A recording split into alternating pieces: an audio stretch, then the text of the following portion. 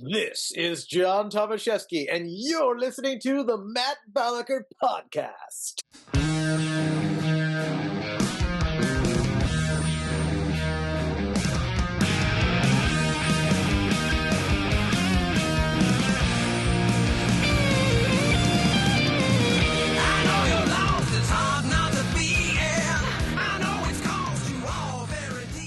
Hello. Welcome back to the Matt Balaker podcast. We have an amazing guest tonight. He's not only a friend in real life, he's also a friend on the show.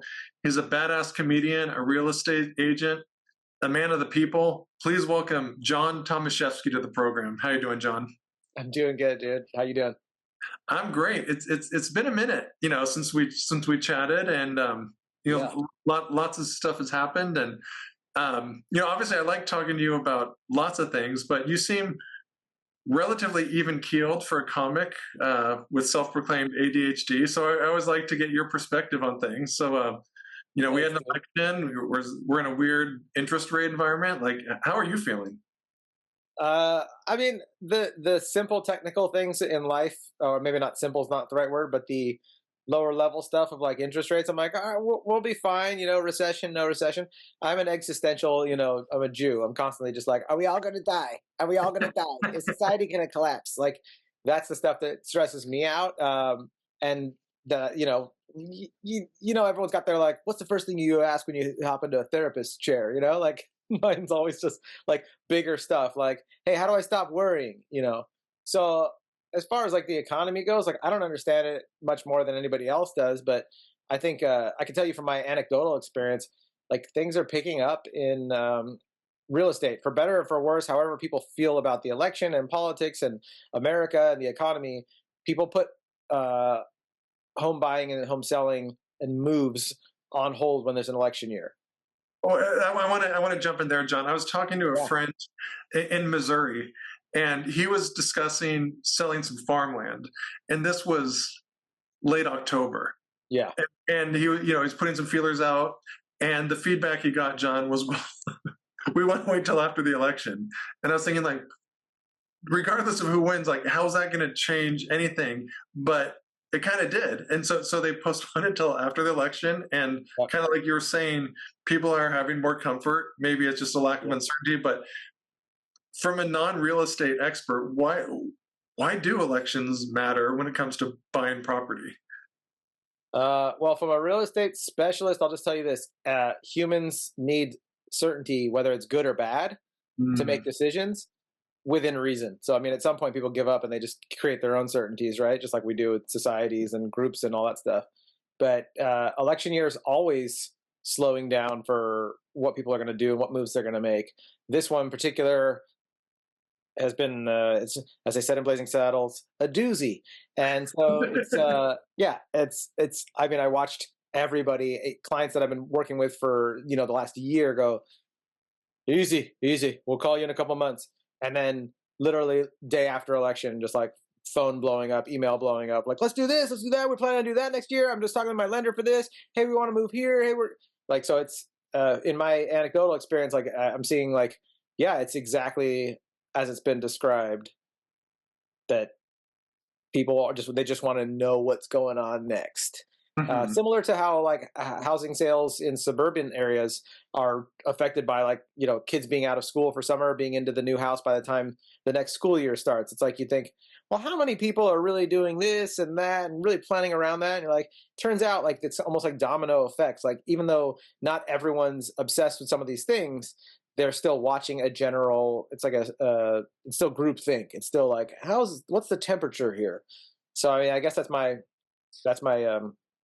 weirdo explanation for why it slows down. It's like, is it going to change policy? Like, well, clearly it's going to change some policies. It's going to change policy in your state with your state economics and your job. I mean, I still know people, Matt, that are like I got off the phone with a guy the other day and he's just like, I want to get out of California, but my kids are here. And I'm just thinking, like, you really want to get out of California? I was like, you want to go? Yeah, that was me. Sorry, but please continue.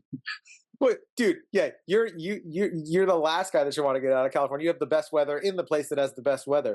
I mean, like when people tell me they want to get out of California, I'm like, where are you going? They always tell me states that suck in the summer and winter. So it's like, you want to move somewhere and save $3,000 a year and it's going to be really humid and really uncomfortable in the seasons.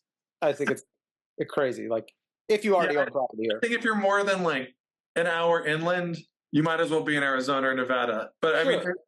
I mean, I'm being a little bit, a little bit sarcastic there, but not too much. But there is a point where it's like, yeah, why not take the lower taxes? But if you can go to the beach, or if you can go to the mountains, some things are just worth the cost.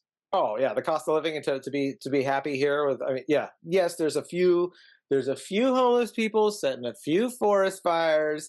Whatever. But yeah, it's California. Whatever, dude. That's just another wave we're gonna ride, bro.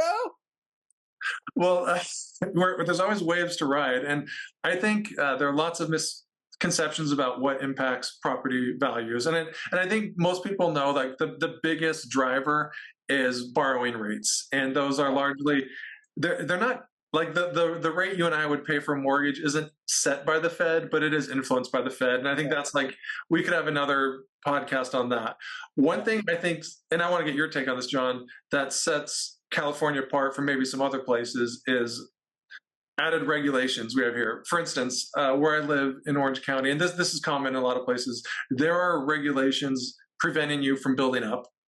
We have some that have lessened where you can add ADUs, but what happens, people are always like, why can't you buy a home for like $600,000 like you used to? And I think there are a lot of variables, but what I'd like to kind of drill down on is there are so many like restrictions on how you can build. There's all these environmental restrictions. And so if you're going to take a building that was built, in the 1950s and renovate it, you're going to have to make it luxurious because you have to cover all these costs that you incur. It's not like developers necessarily want to take these added steps, but like without them, I think it is possible that you could either build an apartment complex and have a lot of apartments for 300, 400,000, which nowadays that sounds cheap.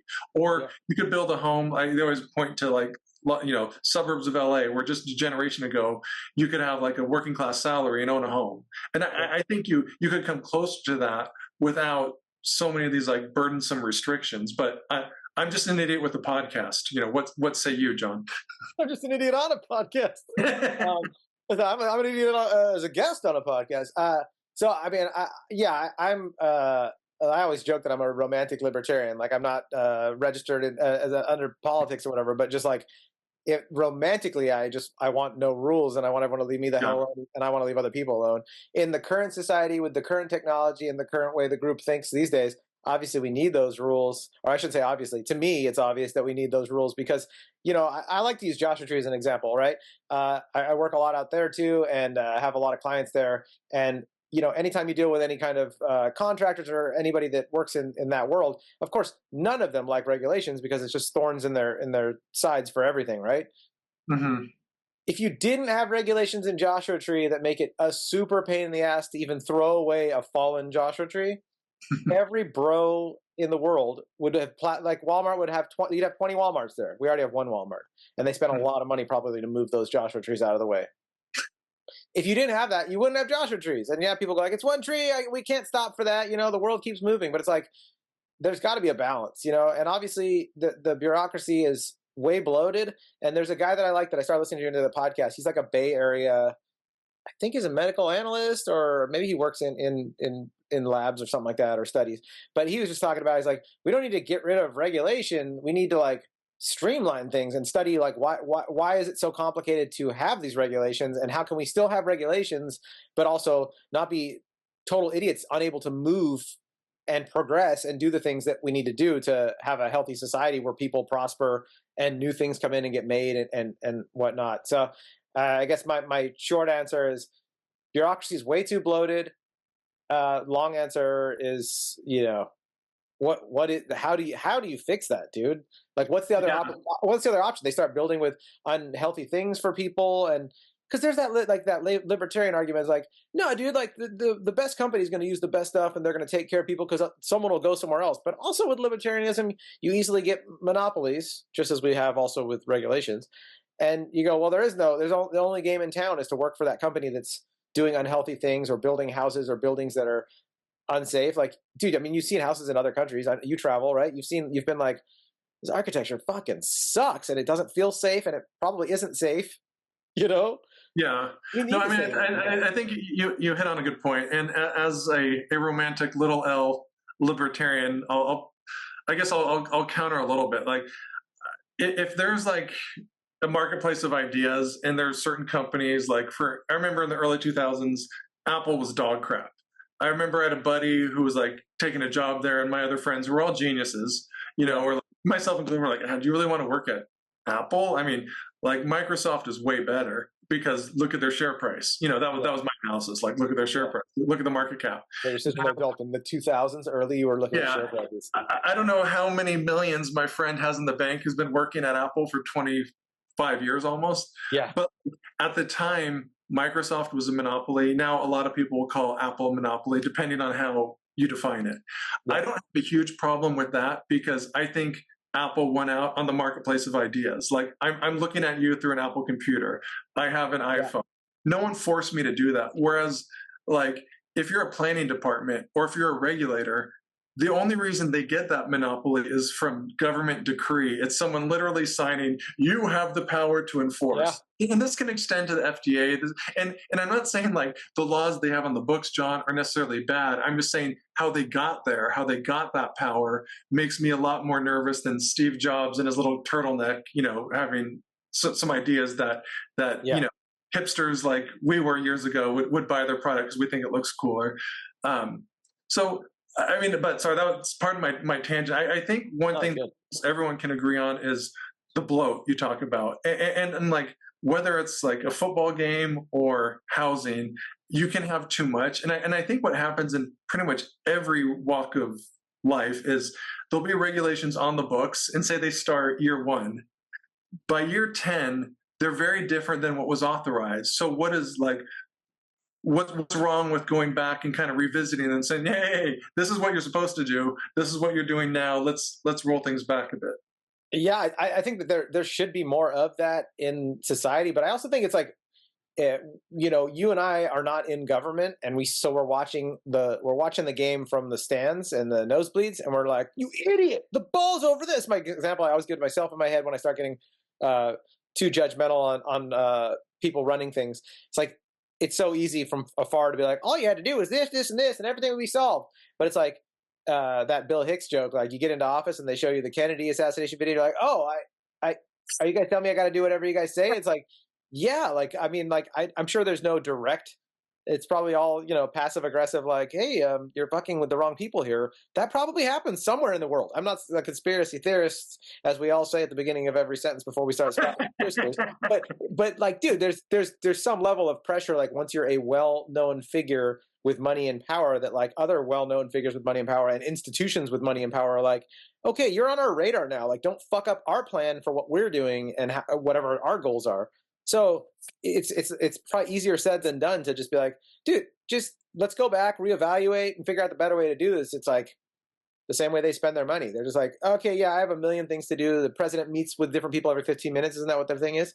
It's like, what are you really doing besides shaking hands and being like, okay, you're cool, you're not cool. Yeah, you can have what you want, you can't have what you want. And meanwhile, everyone's got their own weird agendas because they're all on different like hierarchies of need versus like what an average middle class person is just trying to do. And maybe I'd like to retire one day and have some form of physical and financial security for my family, So I don't know if there's a way to fix that that's comfortable. And I don't like the talk of like, I've never liked the talk of any of these groups that are like, the whole system's screwed, you just got to tear it all down and start from scratch. Because I'm just like, you're rebuilding the boat while we're at the ocean, buddy. You can't do that. We're floating on it. Wait till we've croaked and then start. It's a huge risk, and I think it's a, I don't want to say it's a feature, not a bug, but it's just it clearly is just part of having a large civilization like this. Is like it's clunky and ugly, Yeah. And the bureaucracy is just part of it. That it's a bit. That's what I mean when I say clunky. It's like a huge bureaucracy is a huge pain in the ass for progress. But it's like you look at some other countries and you go like, oh, they have dictators. No wonder they build that railway so fast. It's like because like. He just like, yes, sir. Railroads get there. We'll kill anyone that's in the way. Sure, and it's done. Or ma'am. There's female dictators. Like in the Chinese Olympics, they were able to build like this high speed rail because they just knocked over anything in the way. Yeah, and maybe subconsciously that's what I'm channeling. I'm not at all criticizing channel. Love what you guys are doing. Love the computers and enjoying my coat. Thank you for the stitching. It's done wonderfully. No disrespect, dogs. We're all good. But yeah, I'm a diplomatic guy, as you can tell on this podcast. Yeah, I just think I see it on the ground level how pain in the ass bureaucracy is, and in real estate, we had ambulance chasing realtors, ambulance chasing lawyers changed some major laws in the past year for commissions, and it's done nothing but make things more risky for the people, the clients, the middle class. Now, if you're upper class, if you're a wealthy person, you're always going to probably have the option to hire a human being that is an expert in that field to represent you and negotiate on your behalf. What I do, right? And right now, the middle class was already getting that. And the new regulations, I think, are slowly pushing it towards, like, at some point, there won't be as many agents as there are right now representing people. And there'll be, just an AI bot that you... Right. And wealthy people will still have human beings with empathy that are like, oh, sir, I'll get you what you want. I'm hearing what you're saying. So I think, yeah, the bureaucracy in that example is like, oh, that didn't help anyone out. It was advertised that it was going to, and all it's done is create more paperwork, more points of failure for negotiations. Now, when you negotiate, you're not just negotiating for your client, you're also saying, and I'm getting paid this much, right? So now you have two major failure points in a negotiation, which you only ever had one before officially. So it's bureaucracy it's getting bloated. It's getting pretty bad. And people are excited about the new administration. Like, they're just going to make everything just streamline and easy because they're all pro business. What are your feelings on that, by the way? About being pro business, I'm against it. No, I mean, just like new administration, like the new stuff. I mean, there's so much alarm ringing, and even from people that you and I both know that we're friends with and respect and trust. So it's like, and I'm one of those guys that's like, I'm as Johnny Cash say, I'm just picking flowers out in the field, and like, so I'm like, when everyone's like, you should be alarmed, like, I should, I do have anxiety. Is this where I press the anxiety button in my brain? Like, I should be scared. Yeah, no, I mean, I guess I'll put it this way. I'm I might not look it, but I am in my 40s, and there's really never been a time. Randy Travis right now. Oh, stop! Well, I got good filters on. The Randy Travis filter. Yeah, if without his filters, I'm just a bag of dead skin. But there's never been a president that has honestly like had a major impact on my day to day, and I think some of that is kind of how I try to live my life. I've also been pretty fortunate where like I've never like been on the streets, so like I don't want to say like, well, this is my experience and everyone else. It's certainly not the case, but I guess what I will say is like, my goal for any presidential election, and I said this before and I'll say it after, is for it to have as little impact on my life and people's life as possible. So like, I'm not saying I'm an anarchist. What I am saying is I just want less. I want whoever's in Washington and Pennsylvania Avenue to have less impact on a day-to-day life. Because I think what happens, and I am answering your question, is like you build this big machine. And it's a duopoly. It's like there's like, there's the Coke and Pepsi, and they act like they hate each other, but what they really do is they keep out someone, like Andrew Yang, someone like Ron Paul, someone like Bernie Sanders, someone like Kennedy, they pushed him out. Like, so it's like, okay, well, we have this big machine, John, and every 4 years, one team kind of has control of that machine, and they're like, hey, we're going to do this. And then, every 4 to 8 years, they hand the keys over to that machine. And now like the red team's machine is like, all right, we're going to do this. And like, yeah, if you side with that side, you might feel a little bit better, but what's going to happen is they'll all be disappointed. I think so. They're all disappointed. Like, But Matt, don't you think like this year was the one where like I never had people telling me like obviously you've always got that small group that's like, well, I remember when I was a kid, I didn't pay that much attention to politics, but like, Bush is a Nazi, and you're just like, huh, like Hitler, like that's pretty bold. Like, I don't know, man. And then, but this time, like everybody, including the other candidates, like, our democracy. I don't know if you watch both politics, but I do because of my friends in all the different tribes. Mm-hmm. They'll send me whatever, and I'm a people person. I'm sorry, when I register, they're like, "Are you independent?" It's like, is that a people person? Like, I'm just a people guy, and I love humans that are diplomatic, and I don't fucking fault everyone for being retarded in whatever direction. Because I'm like, we're only gonna find out in hindsight who was right or wrong, in my humble moron opinion. And so, like, I had both I had people send me like RFK and Tulsi videos, and then I had people send me Obama videos and other videos. Are like, and they both kind of had a very similar dialect of like, once we go fascist, there's no way back, and you have to make your vote count this year. They're like winking, like, so get out there and vote for our team because otherwise, like, fascism's going to win. I was like, you guys both said the same, and I'm just standing there. I was like, I'm but a humble local comedian, like. You know what I mean? Like I'm not an MIT scientist, and even those people, I'm like, do they know what the fuck's going on? So I'm just like, this time was the one where like you had a lot more people saying like, if so and so gets into office, we're done. And I was just like, if right? Yeah, I mean that fear mongering. I think it lost its bite. Like you were saying, like look at George W. Bush. They called him a Nazi. Mitt Romney, they called him a Nazi. John McCain, and I don't like a lot. I mean, I'm not a John McCain fan at all. I don't think he's a Nazi. Donald Trump, oh, he's a Nazi. It's like it's like the boy who cried wolf. It's like you're gonna roll your eyes at some point. And I think what my two black friends that voted for him, they voted for a Nazi, and people will be like, they're Nazis too. They just don't know it. I'll be like, my two black friends, they're really nice too. Well, and like you get this dynamic. I don't only have two black friends too, man. Just so your listeners know. You see how quickly I changed the subject on that one, John. Like, so I just know. I probably actually know like 4 black dudes that voted for. But anyways, go on. Well, what I'm saying is like there's this dynamic of like he is literally Hitler, and let's preserve democracy. And so if you say so, and I'm not saying a lot of people on the left think Trump is actually Hitler, but there are some, including like people with big platforms saying it's like Joy Reid comes to mind. And I don't put a lot of credence. I think most like quote unquote like moderate people don't, but there's still enough that have her ear. And so if you really think John someone is Hitler, wouldn't you take drastic steps to prevent Hitler from coming to office? And that's kind of I mean, dog whistle might not be the right term, but it's kind of an indicator that like, oh, like do what it takes, wink, wink, to get this person out. And then when other people are like, no, he was president. I'm not saying you have to like him. There's plenty of stuff he did I despise, but like, I don't think he's going to like get all Hitler on us. And so it just, my point is it loses its bite when you say like democracy's on the stake. It's like, no, it's not. It's like, I think it's kind of a indictment on the press, like the corporate press, not podcast. I think people, I mean, I honestly, this is where I will come out pretty strongly. I don't see how you couldn't have lost a lot of faith in like the ABC, NBC, just kind of the big corporate press structure. Like, I didn't have faith in that since I was like 12. But I mean, to some people like our parents' age, like this is what they grew up on. I mean, at one point, are you just like, no, sorry, like, sorry CNN, sorry Fox News, like, like we don't trust you anymore. I mean, I kind of used to feel that way when with some of the climate change stuff. And what's interesting is trying to understand how busy the nature of all these like all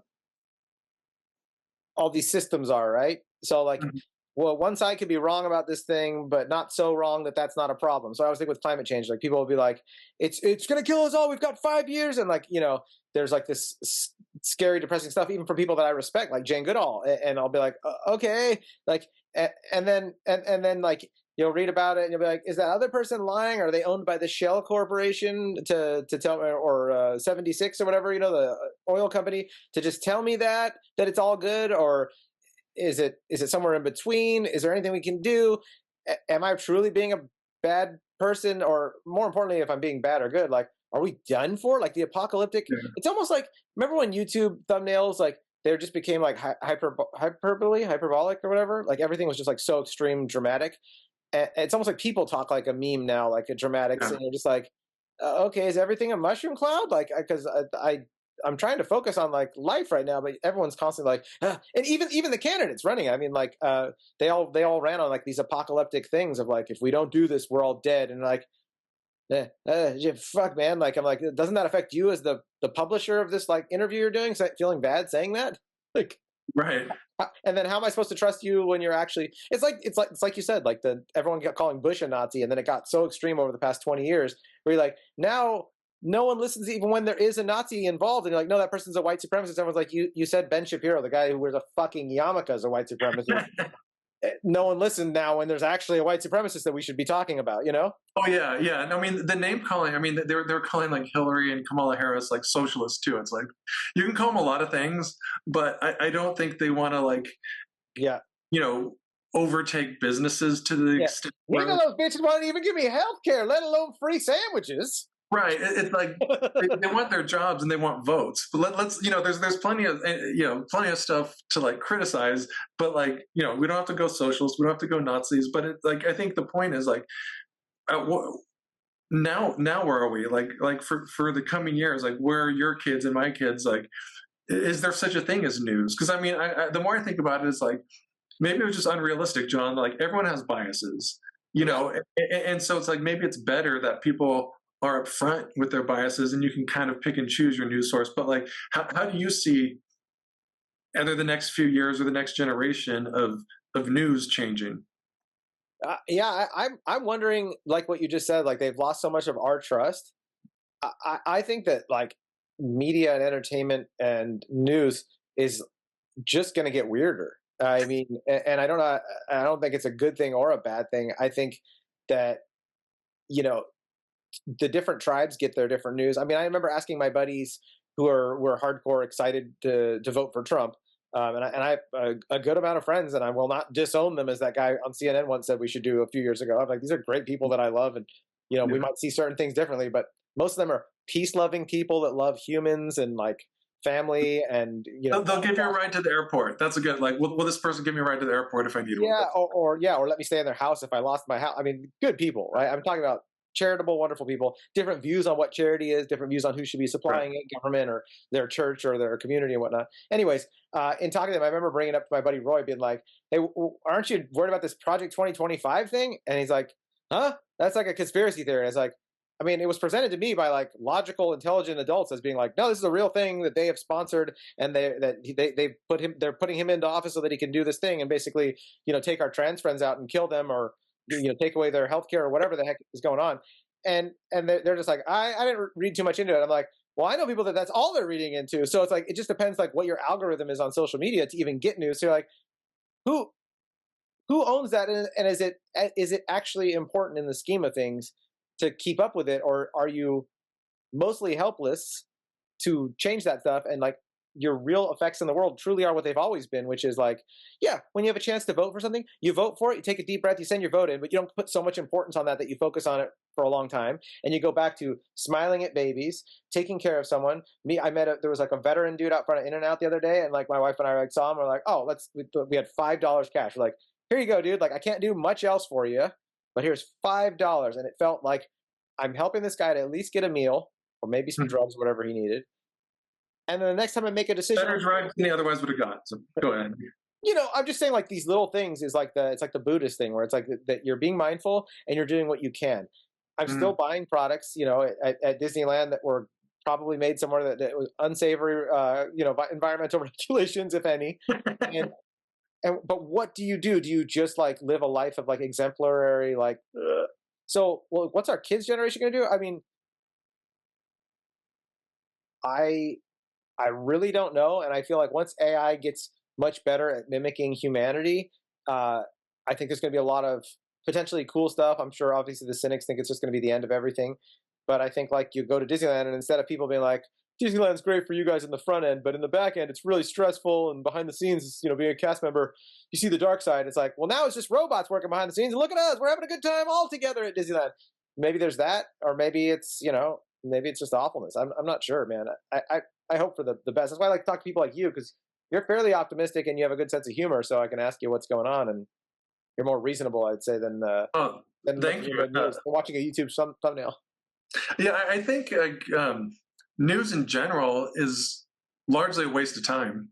Yeah, I was thinking about this. So I'm actually on LinkedIn. This guy I know, I know he's big in like the cannabis movement. He was like 15 years ago. Now it's more mainstream, and so he's gotten just very like meditative and you know kind of out there. But it's always interesting to see yeah, what he says. And he's like, why do you need to watch the news every day? Or if you do, why do you need more than 2 minutes? And why are you going back to it? And I was like, yeah, I don't watch the news that much. Meanwhile, I'm on like Google News just checking stuff. And I think a lot of it is like maybe a fear of missing something out.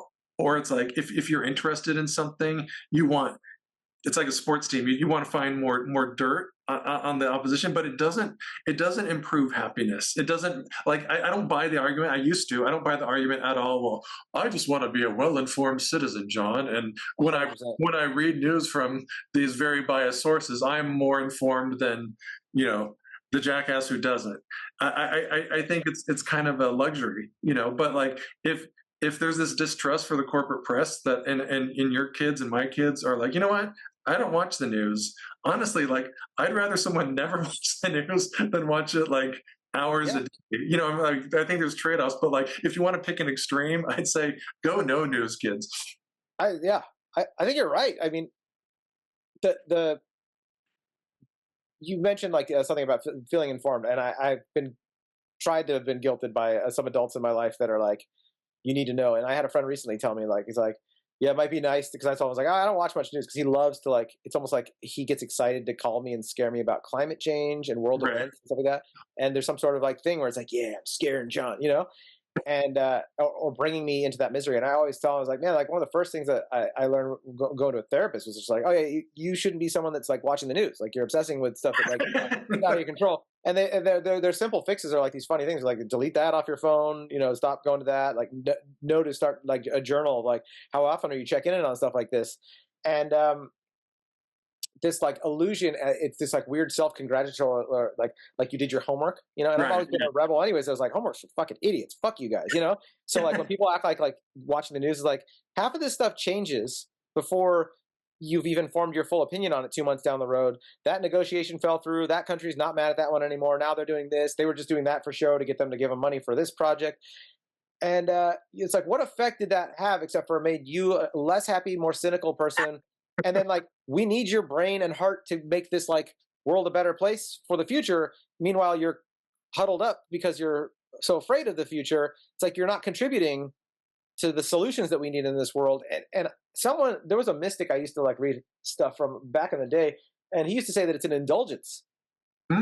Like people like it the way you like to see like dark and scary movies. They like to indulge in like the news because it gives you a sense of feeling better than it, because you make this judgment like, I wouldn't do that. If I was the president, I'd fix everything. If I was in that country, I'd kill that dictator. If I was that person, I'd never take advantage of my employees. So you get this like really good feeling, right? That's a good point. Like how we're getting right now talking about our moronic friends that are addicted to the news. We're like, whereas we have the perfect balance. Like we have the optimum amount. I wish I was. I see yin and yangs all the time, and I'm just like, it floats away like those little things you see in your eyes when you stare up at the sky. You're like, I can't grab it. So yeah, the indulgence of news. I mean, my dad sits there on his phone and like reads like Lincoln Project stuff all day and tells me this and that. I'm like, all right, well then, you know, get out there and save the world, buddy. Don't just sit in here and be like, did you see what he did? Like, no, man, no, I didn't. I'm trying to cook a steak on an iron skillet and then maybe have a full night's sleep. You know, like I'm trying, you know. Yeah, so I mean, the indulgence is what you made me think of, and it's just because our society looks down on you or many people for not being obsessed with the news and being informed. I'm like, you're not. Can I give you one more example? There was a book I read, From Beirut to Jerusalem, by this journalist. I think his name was Thomas. Anyways, he was a journalist, Jewish guy, but like was very much always upset with Israel's way that they do things in the Middle East. Right? Wrote some great books. And I read these books, and I remember going, after reading the books, this is a decade ago, but I remember being like, all right, so this guy wrote these books, he spent all this time with these people, he studied this shit, and he really walks away going like, I don't know what the solution is, and it's really hard to know who's right or wrong in such a complicated situation from before maybe recorded history, when tribes, you know, chimpanzees have been ripping each other's nuts off since the beginning of their, you know, and we're very similar to them, as Dr. Jane Goodall talks about. Like, they've been doing these things forever, and you're like, oh, like some of this is very irrational behavior and very weird. So I go, this guy spent his life doing this journalism and traveling to these places. What the fuck am I going to know if when he walks away from it goes like, I don't know what the solution is, I don't know if there ever will be a solution, and it's very complicated because you have two families basically that have been through hell since the beginning of time. And right now you might see it this way, but 1,000 years ago it might have been these guys that were the bad guys. And you just go, well, then how would I fucking know? Am I actually being informed? No, I'm indulging into Russia's bad, this country's good. Russia's good, this country's bad. Yeah. So, yeah, dude. No, I mean, you bring up a good point about that guy who dedicated who knows how much of his life, and his takeaway, John, was, I'm not totally sure, and like that's not going to get you on a talking head news show where you have to like Yeah. hot take and say it right away, and you have to be like sure of your take, and like that's a good point. It's like this dude who like knows way more than probably 99% of the people is like, it's nuanced, it's subtle, there's some of this and some of that, and it's like when we read headlines we're never going to get that, and it's like it kind of brings up another point that um I, I want to discuss is like it's very easy to read a headline, it's way more difficult to read a book. And so many of these people with the hot opinions, including myself, I mean, I tried to read a lot more books last year and I probably read 11, Yeah. which is like a lot for me, you know. I mean, but like I'm not gonna say I'm an expert in any of them, but it's like who do we trust? You know, is it the person who has like the clearer take, or the one who has like spent hours or years reading something, but is like, man, I'm not sure. I think optimistic, like being not being cynical, but being optimistically, like in a friendly way, giving people the benefit of the doubt, being like, oh, like most people are book salesmen. Like I've learned this in real estate, dude, because I've been in real estate investing since before I got into residential real estate, and I was just like, man, like all of these people, like they're trying to sell you these dreams, but they're not truly selling you the actual thing. They're selling you the dopamine rush, and then you're buying their books and going to conferences and all these other things, and that's where they're making their livings. So it's the same thing with media people, personalities. Like, oh, like a journalist is just like, I want a bigger apartment. Like Manhattan's expensive, and I need like 12 grand a month for a mortgage. Like, I gotta sell more books. And whenever people go like, why would that guy lie about his UFO thing? You know, it ruined his career, and there's no reason he would lie about his UFO experience. It's like, the motherfucker, there's a huge reason. He's going to sell you a book. Right. You know, and maybe it's not monetary. Maybe it is just ego driven, and like, you know, everyone wants a big Roman mausoleum for their headstone. So maybe it's that. But like, yeah, everyone's a book salesman, and I think that's kind of like a bummer when you first realize it. Because I think as humans, we want like leadership, and we want someone to tell us everything's going to be okay. And Mhm. when you realize everyone's a book salesman, you're like, damn it. Like, so when I ask someone, like when I ask you, like, hey, Matt, what's your opinion on this? Like, I'm hoping to get like a reading on like, tell me everything's going to be okay, or give me some fuel for my optimism engine.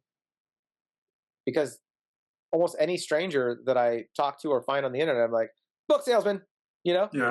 Every one of them, even the ones that you're like, dude, that guy Rogan made $100 million and he's getting more money. And I'm like, I'm just like, he's still selling stuff. Like, what? Yeah. Everyone's a book salesman. Like, what a bummer as an adult to be like, where's all the Kurt Cobains just making artists? Oh, they Yeah. killed themselves really early. Fuck, fuck. All the Non-book good ones salesmen are kill heroin themselves. addicts. Oh, dude. So yeah, yeah. You Well, know, that are there any real estate books that that you recommend? Like because obviously you're exposed to a lot of these books. Like if you were to write one, what are some of the topics you would explore? about real estate. Yeah. I mean, I think I really like Killer Mike's one of my favorites, you know, from Run the Jewels. His brother is a real estate agent in Atlanta. And so I always thought that was great because I was hearing him on an interview, and I was like, whoa, he's into investing in real estate. And I love Killer Mike's just attitude in general, because he's like, he's very much like a humanist, I would say, you know, about things and people and government and society. As far as I understand him, like he seems like a great dude, in moderation. And then he's like not ashamed to be like, well, you should be prospering and you should be doing these things. I think there's a lot of movement, at least on the left, of like, you know, housing is a right, so like everyone should just have this thing, and anyone that has like is a landlord or invests in real estate is so privileged that they're tone deaf to the world, and they should be, you know, be in misery with us, or they shouldn't be doing that, and the government should provide all the housing, which in a perfect world, honestly, that sounds fucking awesome if it was possible. But Yeah. so I like these like people like Killer Mike that are like, yeah, like black people should have real estate and they should be investing in it, not shunning away from it. It's very Martin Luther King. Like, oh, you don't like the system, you don't like the media, you got to become the media. You don't just Mhm. walk away from all of it. So I think it's good that like someone like him is very encouraging about that stuff. So I don't know any books right now. There's definitely basics that you can learn about real estate. It's so boring once you know it. You're just like, okay, all the other stuff is minutia, and then you just try to like hang out with like people that are competent at it, you know. But for a lot of people, you might have to hang out with people with different political opinions and religions. Ooh, yeah. Yeah, scary. You might have to interact with some real white supremacists. I mean, that my That's a funny favorite thing. quote to take of a soundbite out of this interview. Jon Tomashefsky says you have to hang out with white supremacists to do real estate. Front page news.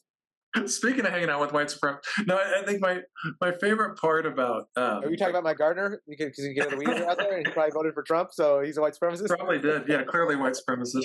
Hey, Zeus, you Nazi! You don't. I know what's best for you. You don't. Like, that's the funniest shit. Yeah, shut your mouth, buddy. I'll handle this. well, I like a lot of what you said, but one thing that I think should be highlighted is you said when you're working with people, and you were kind of joking about that, having different political views.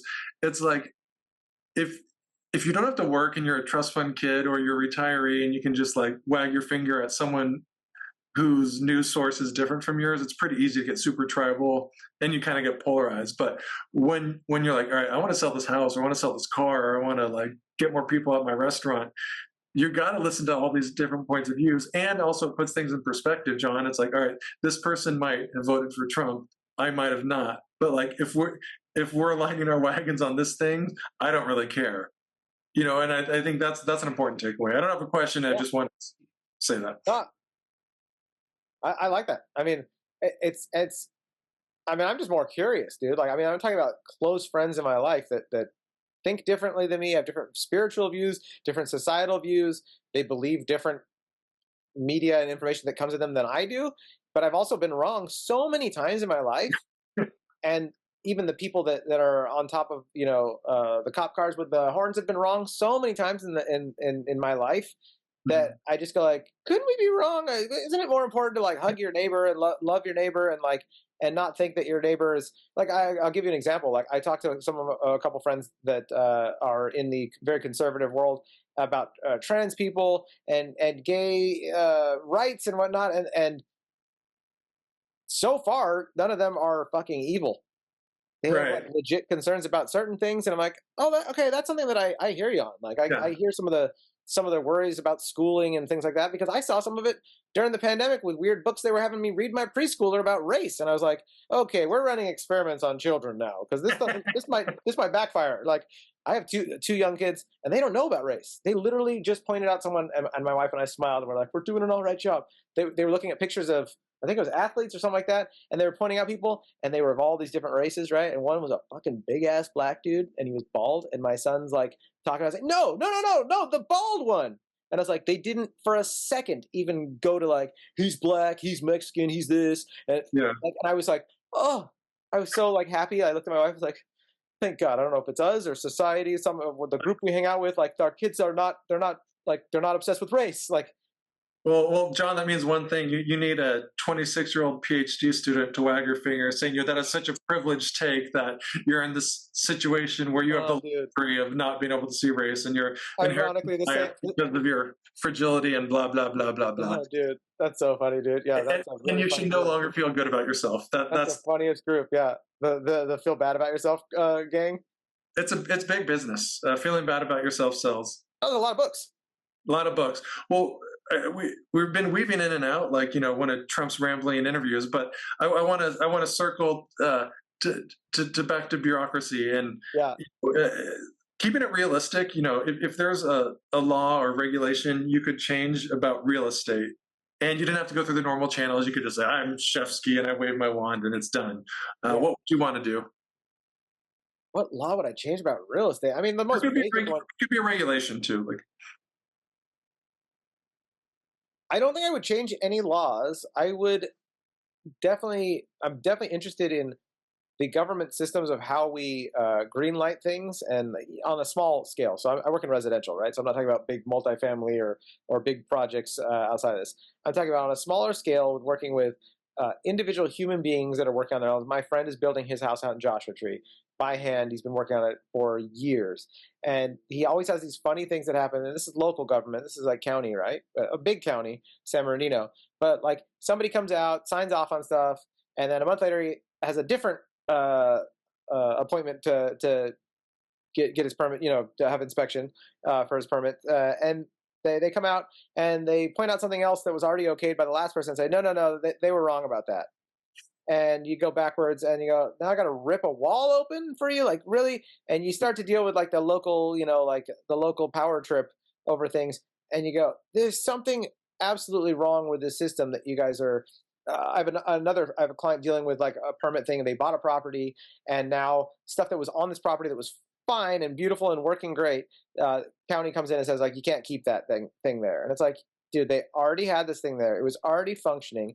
This person's coming in here, buying a house, making it better, bringing money into your community. This isn't like a major environmental thing. They're not taking away jobs. Like, just rules for rules' sake is like, all right, guys, we need to streamline and simplify coding here and be more yes or no when someone's coming in to like to have something done. Like if I'm on the phone with certain permit people, and I don't want to burn any bridges because I do know some really good ones that I can interact with. But there are times when I'm like, I need a yes or no answer. Like my client wants to do this. Can they do this? And they like repeat a paragraph to you like they're a computer, and you're like, I am autistic or whatever else. I have a lot of issues with understanding. I was like, I need a yes or no, like a binary code for what I can tell my client right now, because I can't go back and copy and paste what you just said and say, yeah, just read this over and over again. Can they do that or not?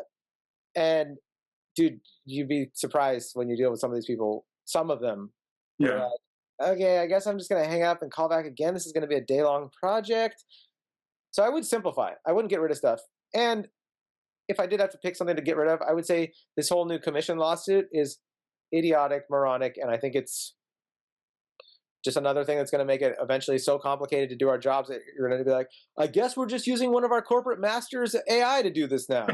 Really, that's what we're going towards. It's so complicated that it'll just be behind the scenes in a computer, and we won't be seeing what has to happen, and people won't be able to do it, and we'll just have to go to one of the 3 companies that runs everything, But they've been doing a great job, by the way. I mean, I had a small company do my solar, and I was like, I really should have gone with Sunrun, like one of those giant companies.